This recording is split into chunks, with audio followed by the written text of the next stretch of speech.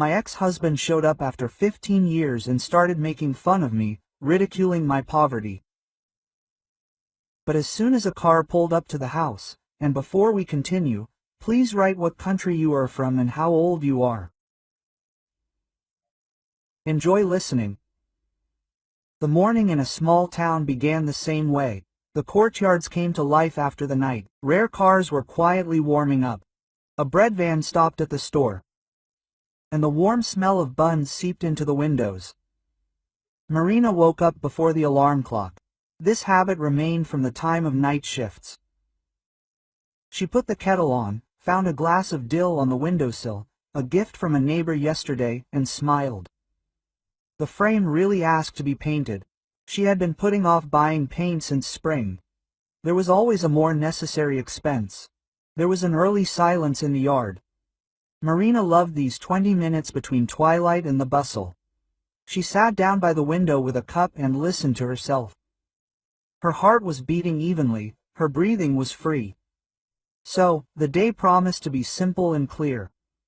The doorbell rang sharply and insistently. The voice said one word, "Open up." The voice seemed strange and familiar at the same time. She pressed the button.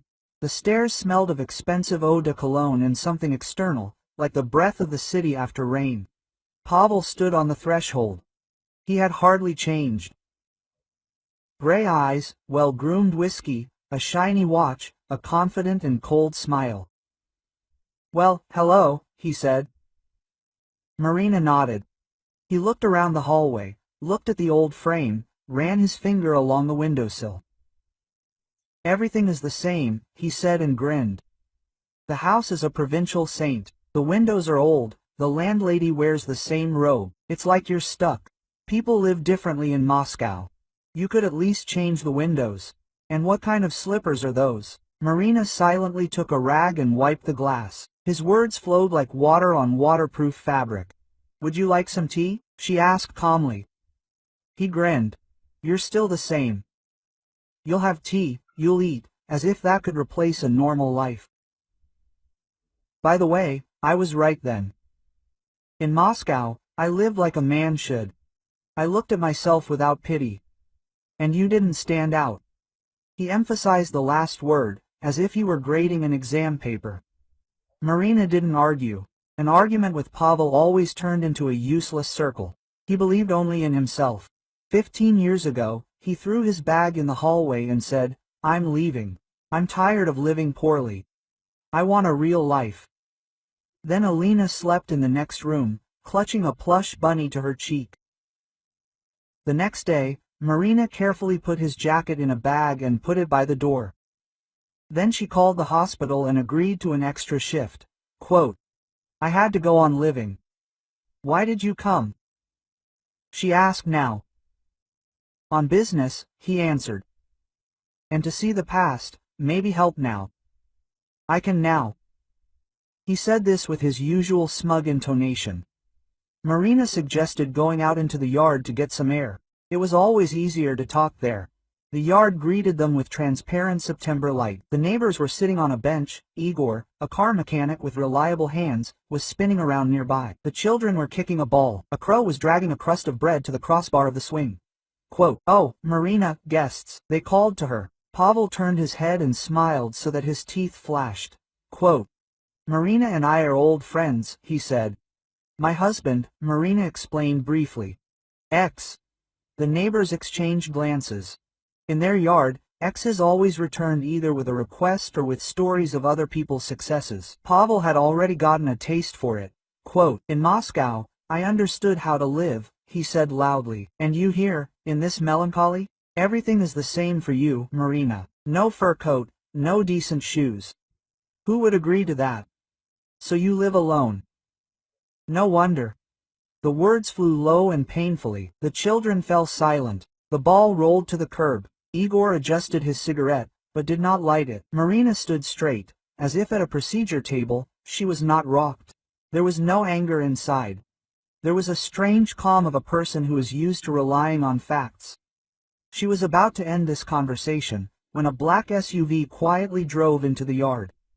It stopped at the third entrance. The door opened, and Alina got out of the car, tall, collected, in a dark blue suit.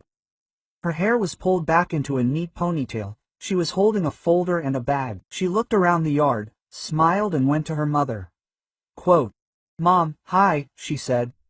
"Has the meeting been cancelled? I arrived early. How are you?" Marina felt her lungs straighten out. "Good," she answered. "Come in." Pavel looked at Alina with a confused expression. It was as if he had lost confidence in the scenery for a second. Quote, "Alina," he said quietly. She turned around. Quote, "Hello, Dad," she said calmly. There was neither reproach nor delight in her voice. Nearby on the bench they were whispering. "That's the lawyer, the one who pushed through the roof repairs and also changed the tiles in the second entrance." Pavel looked again at the car, the suit, the folder. "So, a lawyer," he said. "Where do you work? Here or in the capital?" Alina answered. "I often come to the region. We have a branch. Today I'm visiting my mother for a couple of hours, tomorrow there's a meeting." "Not bad," Pavel said, "from rags to riches, and my mother is still here." He nodded towards the peeling wall and the old frame. Alina turned to him and looked straight ahead. Quote, "My mother is happy here," she said. "Her people and her work are here. It's her choice. I live where my work requires me. We see each other often." Pavel grinned. She complained that everything is expensive. "The windows are old, there's no money, and you have an SUV. You could have helped your mother since you're so successful." Alina turned her gaze to Marina. She shook her head slightly, as if to say that there was no need to justify herself. But Alina answered because facts are more important than impressions. Quote, "My mother bought the new house with a mortgage in her own name," she said. "I made the down payment. I also take on payments when possible. We ordered the windows a week ago, they just haven't arrived yet." Pavel looked at the neighbors and raised his voice. "Look, Marina, this is how it happens. You've been poor your whole life, and your daughter has made it. You could say it's my genes." There was a hissing sound in the yard, like a saucepan on high heat. Igor snorted. Alina smiled briefly and very calmly. Quote, "The genes didn't take me to class when I had a fever," she said. "The genes didn't get up at 4 o'clock in the morning for a shift. The genes didn't sit with me at night over problems and didn't take me to the bus when there wasn't enough money for the train. Mom did that. Forgive me for speaking out loud, but these are important things." Marina felt grateful and slightly awkward. She didn't like talking about herself. She was more used to doing than telling. Pavel wanted to object. Alina raised her palm. "I'm glad you came," she said more quietly. "It's true, but the way you talk about other people's lives sounds like mockery. You left for the rich life. Good luck to you. Just don't laugh at what others grew up with. People learn patience and care here. Sometimes it's more valuable than bright signs." Quote, a feeling of clarity came over the yard. The neighbors exchanged glances and smiled at Marina. The children began to make noise again. Pavel looked down, clicked his watch strap and fell silent. It was as if for the first time in many years he heard the familiar yard sound without his commentary. "Okay," he said finally. "I won't disturb you. I wanted to have a look." "We've had a look," Marina replied. "Thank you." He went to the car with his shoulders slightly drooping. Igor rubbed his palms, wanted to light a cigarette again and changed his mind again. The neighbors relaxed. Someone asked Alina to look at the paper with the fine. Someone asked about the management company.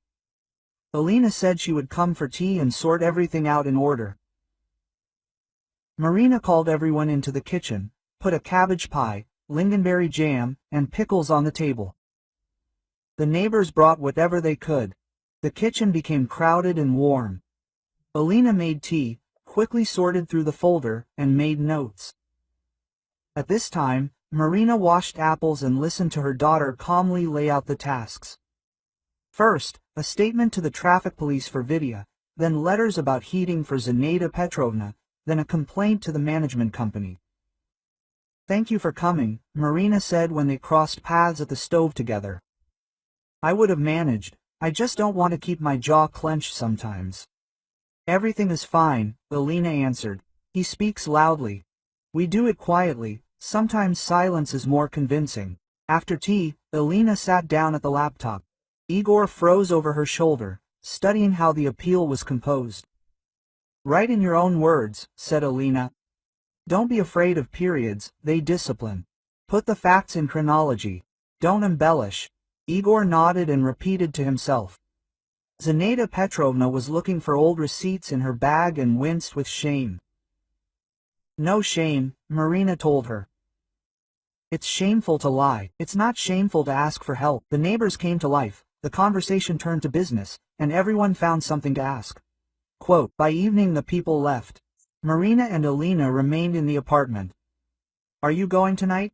Asked Marina. I'll stay until the morning, said Alina. You don't mind, I'm only glad, answered Marina. They washed the dishes and sat down on the sofa. Suddenly a short signal sounded from below. Pavel stood in the yard and carefully looked at the windows. Marina, can I have a minute? He shouted. Marina came down. Alina came up behind her. Pavel handed over a bag from the hardware store. Inside was window putty and plastic corners. This is not alms, he explained. You will need it. Thank you, said Marina. It will come in handy on the balcony. I didn't mean the windows. I said too much this morning. Sorry. I thought everything was frozen here. It turns out I didn't see a lot. He looked at Alina. I don't need to take you to the station tomorrow, she replied. A company car will come for me. Thank you. Pavel smiled confusedly. Okay. Maybe I'll see you on Sunday in St. Petersburg. I'll have an hour to spare. Write an hour in advance, before we meet, said Alina. I'll try. The three of them stood in the semi-dark courtyard.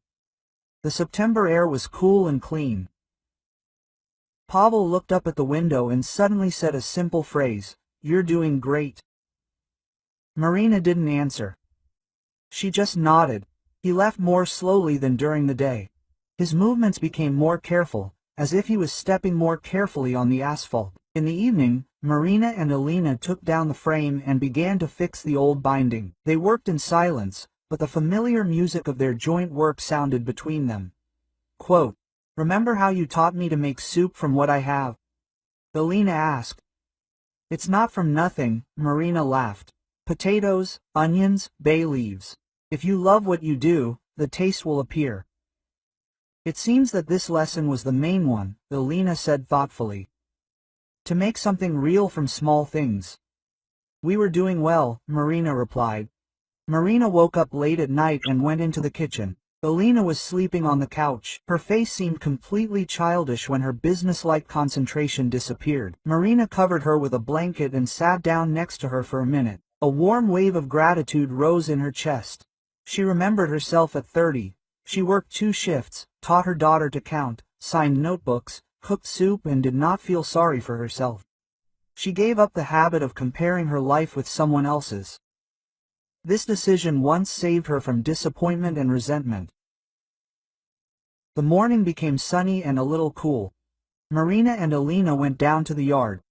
A service car stopped at the gate. Pavel came out from around the corner with a bouquet of wild flowers. Quote, This is for you, both of you, he said. Thank you, Marina replied. Sunday at 12 o'clock, he clarified. Right in an hour, Alina repeated. I will, Pavel promised. The car took Alina around the corner. Marina stood and thought that an important change had occurred in her life. A stranger had ceased to be a judge, and she had ceased to be a stranger to herself. How did you hold on all these years? Pavel asked when they were alone. You could have broken down. There was no time to break down, Marina answered and looked straight ahead. You had to live. Some people have an illness, some have school, some have a night at work. When you don't complain about the world and don't feed your resentment, you gain strength. He nodded silently, then awkwardly hugged her, the way you hug a familiar tree when you realize that it has outlived you and your turbulent times. Marina calmly said, Let's go, I'll take over. "I'll see you out," he suggested. Can I? Can I?" she answered. A week later, new windows were installed in the new house. The white frames opened easily, the handles clicked quietly, the glass glowed with transparency. Agrippina Fyodorovna came to look and sighed happily. Beauty, just like in a magazine. Elena helped remove the protective film. Pavel held the stepladder.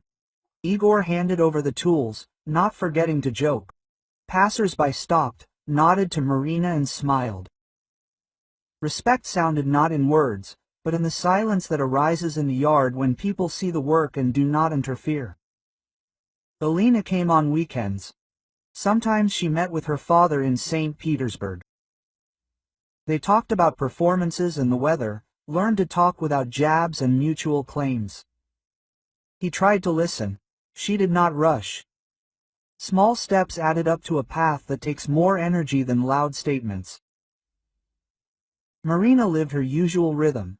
Shift, repairs in the house, neighbors' requests, jam, air in the morning. She did not pretend that happiness had to look like an advertisement. It was enough for her to know that she had not lost her dignity. At 9 p.m. the kettle was boiling in the kitchen. The smell of wet leaves wafted through the window. The mugs in her hands became warmer. Sometimes she thought about the word wealth and smiled. Her wealth was expressed in the fact that her daughter had grown up honest and strong, and also in the fact that in a difficult hour she did not allow herself to fall apart and become embittered. This wealth does not need an alarm system and a safe. One day in late autumn Pavel brought a box of tools into the house and asked what could be fixed. Marina showed a chandelier that blinked when turned on. He removed the lampshade, carefully checked the contacts, removed the old electrical tape, installed a new socket. The light lit up smoothly and cleanly. Quote, "Thank you," Marina said. "This is useful." "I'm glad," he answered. It was important for him to do something with his hands, not with words or promises. He realized it belatedly, but he understood. In December, the yard was covered in ice, the children were sliding on cardboard. Snow was crunching at the entrance. Elena came for 3 days. She brought her mother a warm scarf, comfortable, without unnecessary decorations. "So that there is no draft," she said. "Aren't you cold in this coat?" Marina asked. "It's fine," Elena smiled and added that a real thing lasts a long time if you take care of it. They laughed and looked out the window, and then together they wrote a letter to the administration about clearing the yard. A week later, the tractor arrived on time. The neighbors looked at each other and shook their heads. "It works," they said. "If you don't keep silent, if you write correctly and on time." In the summer, Elena took a few days off and stayed with her mother. They put out jars of compote, sorted out currants, patched up an old tablecloth, threw out unnecessary things. Pavel brought early apples from the market and did not try to discuss other people's decisions. He learned to arrive on time. This knowledge is not worth money. It is worth paying attention to another person. One evening, the three of them were sitting on a bench near the entrance. The air smelled of heated wood and dill. Pavel suddenly said a simple phrase, "Marina, thank you for Elena." He said it calmly and honestly. Marina answered without pathos, "Thank you for coming to your senses."